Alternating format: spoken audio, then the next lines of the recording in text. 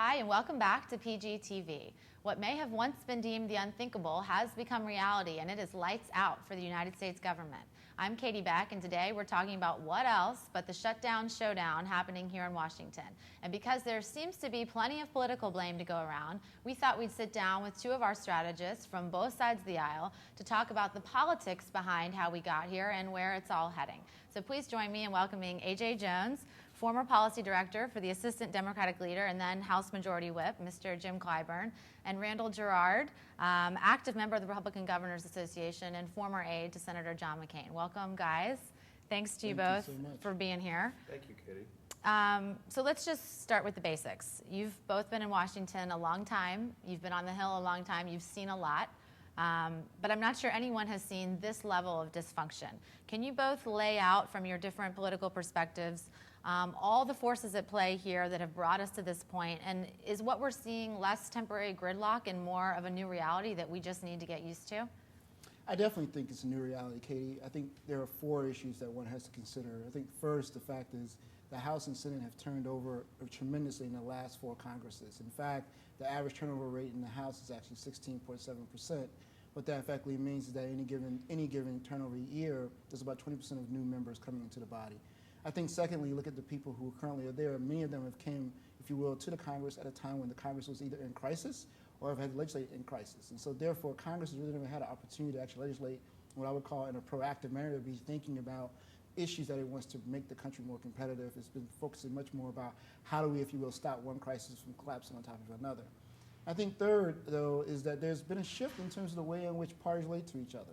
And some of that, quite frankly, has to do with the fact that you have fewer channels to be able to do this with. It used to be when in Washington you could actually find an opportunity to actually have, whether it be dinner or lunch or some weekend time, if you will, with some of your colleagues. And those times and those moments have changed. Some of that's been because that time is now filled with, if you will, dialing for dollars. And others, that time has been more so spent, if you will, trying to figure out, well, how do I best position myself in my district? Because I know that somebody else will be running against me. So I think the clock, if you will, in which members have available to them to be able to socialize and get to know one another has actually diminished. And I think the last piece, and I think this is something that's been clear, both parties are in a process of shifting. And what I mean by that is, I harken back to Alex de Tocqueville's great quote where he said that there's many men of principle in both parties, but there's no party principle. I think in many respects, party principles are now changing. And people are trying to find out where they camp, if you will, in that area. So I think that there are a number of other forces, if you will, that are at play, but I would argue that those four are definitely dominant. And so Randall, I mean, over on the our sides, a lot of disjointed and conflicting intentions going on over there. So talk to us about some of the politics going on the our side.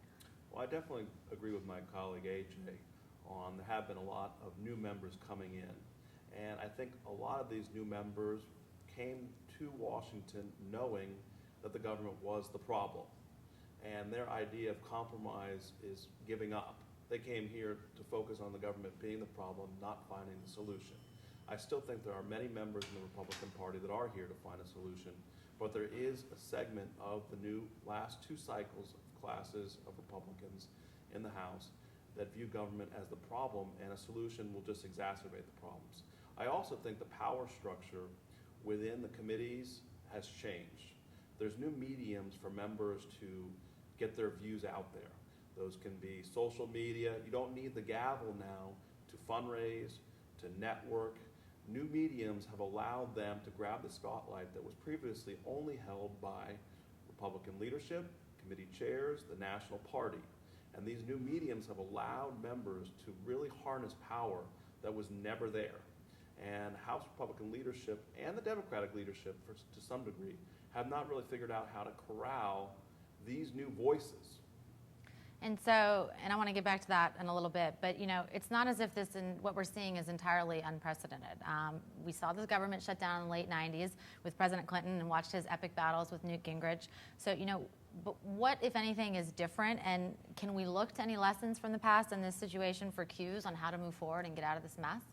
Sure, absolutely. I think there are a number of things that are different. I'll just name three, if you will, in particular. First, when Clinton had his shutdown, the difference was he was running for re-election. So in many respects, he was able to shape that as a narrative for his own re-election and align that narrative, if you will, with the country moving forward. As you remember, at that time, the country actually was enjoying great economic times. And so in many respects, the real question was, do we want to continue that effort, or do we want to move in a different direction? I would argue, juxtaposed today, the economy at best is sideways. And many people are really starting to question, well, is the direction that we're going in the country the right direction we should be going? And I think that's an open-ended question on both sides of the aisle, quite frankly. I think the second piece that's been different this shutdown versus last shutdown is when you break an egg, the real hard part is figuring out how you put it back together. And unfortunately, you don't have, if you will, I would argue, the institutionalization that you had before in terms of people who served together a long period of time, and also members who had a good sense of understanding what the institution should run as or how it should operate. And so as a result, you really don't have a good way of thinking about how you pull the egg back together again, so to speak. I think the last piece, though, and I think that this is something that's been a question for some time, is who really is the voice of reason within the structure?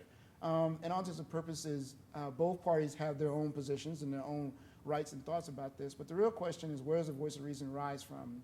I think about, for instance, groups like No Labels, who has right about almost 85 to 90 members in it, and some would argue maybe that should be the group of reason, if you will, that's headed by Mr. Huntsman and Mr. Manchin from West Virginia. But is the American public listening to that set of voices? It's unclear. And I think that the question is, how do we provide, if you will, an opportunity for those voices to actually rise? I think it was easier in 95 than it is today, because I think there's so many channels and vehicles, if you were to get one's voice out. And is there anything specific happening in the Republican caucus? I mean, you've already sort of touched on it, but that is piling on to the problem? I think the last couple presidential cycles have also kind of forced the Republican Party to grapple where they are. Where is the party right now? Where is the base? It's been several presidentials where we have not won the general election. And we are struggling to find out what the base wants. And that is an issue that I don't think is resolved yet. And so with this rising tide of influence, Randall, to your point earlier, like Senator Cruz and others who may not have formalized positions of authority, but who were obviously instrumental in this road to the shutdown and creating some of these movements you're talking about within the parties, we have seen a change in the dynamic of both the Senate and the House. So how is this really possible, and what are the implications of this shift for the fights we're inevitably about to see moving forward on big issues like the debt ceiling, gun control, immigration, and others? Well, I think there are many Republican senators that are new to the Senate that are trying to follow, in some ways, Senator Obama, now President Obama's path to becoming the president. He was a very young member in the Senate, but he was able to utilize new mediums to reach new audiences and garner a tremendous bit of grassroots support. There are rumors of Senator Cruz and Senator Rand Paul being on the same plane to Iowa, trying to reach that young electorate and try to garner their support. I think when one thinks about what's really changed, I would argue the Congress has actually changed in its fundamental way in how it operates. I often joke with colleagues and friends, and I say that Congress is undergoing its own gangsterization, if you will, where now more than ever there are more gangs that are, if you will, that are really the legislative bodies and vehicles, if you will, of making change in Congress, more so than even committees of jurisdiction or sometimes even a party leadership gauntlet, quite frankly. I'm often amazed when major problems, whether it's gun control, whether it's immigration reform, whether it's debt ceiling, et cetera, there's always a new gang of 8 or 12 or 16 or 34 or what have you who are supposed to sit in a room, ballot out, and bring out some sense of compromise. That used to happen in the structure of an actual committee. And I think that only is indicative of the fact that the committee structure maybe is not working as well as it used to at one point. And maybe to some degree, I think people realize that the issues that they're dealing with no longer fall very neatly into partisan lines. And so therefore, one has to think more deeply about how we engage in those conversations across the aisle, but in a way that we're not exposing ourselves to quote-unquote partisan attacks. I think the other piece that this has also changed too is the way in which people are going to think about how they influence the body itself. And I would argue that it used to be a time when most members of Congress, when they came to Congress, they were elected or helped to be elected by their party leadership. And more, I would argue that because of the rise of super PACs and other types of financial tools and instruments, that's no longer the case. That in fact, a member of Congress can maybe have the party faithful there and actually still lose the election and actually lose it badly. And we've seen that repeatedly in many respects. And so I think that's changed the way in which members of Congress think about how they're going to move forward in terms of agenda items and the like. That being said, the other thing that these issues don't have, which unfortunately the debt ceiling and CR do have, is they have timelines to them. They have definitive, if you will, outcomes that are happening if we don't address them. things like gun control, immigration reform, unfortunately, in this day and age, just don't have the timelines that necessary to really kind of compel action, if you will, that one may require and need.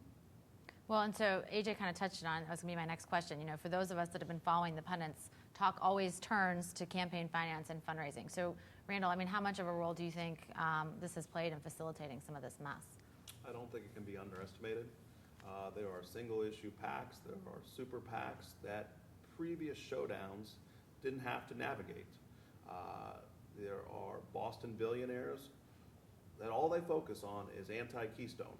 Yet you have the House Republicans, all they want is Keystone provisions added to a CR or added to a debt limit vote.